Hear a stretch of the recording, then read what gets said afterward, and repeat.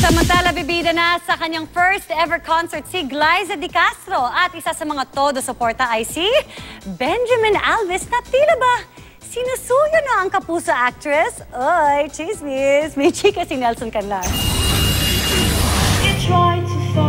3 linggo pa bago ang Dream Never Ends concert ni Glyza De Castro sa Music Museum. Pero wala na halos mabiling tiket. Tuwang-tuwa si Glyza, kaya naman sobrang paghahanda ang ginagawa niya para sa kauna-unahan niyang concert.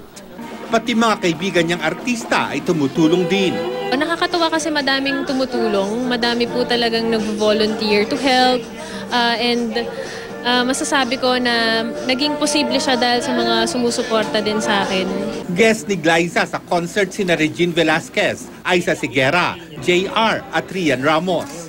Na-touch si Glyza kay Rian na kahit birthday sa October 3 ay nagpaunlak pa ring mag-guest sa concert. Medyo nahiya nga akong tanong sa kanya kung pwede siyang mag-guest kasi since ang daming nagre-request na masama siya doon kasi parang in a way may tribute segment ako sa lahat ng sumuporta sa The Rich Man's Daughter. Isa pang nagbibigay ng malaking suporta kay Glyza si Benjamin Alves na hindi inililihim ang paghanga sa aktres. Maging sa recording ni Glyza ay dumadalaw si Benjamin at dinadalhan ng pagkain ng dalaga. Na-appreciate ko yun talaga sa kanya. Yun,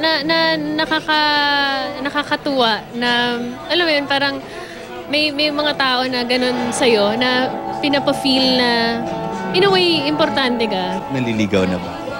Hindi ko masabi. Parang hindi yata sa akin dapat manggaling yun.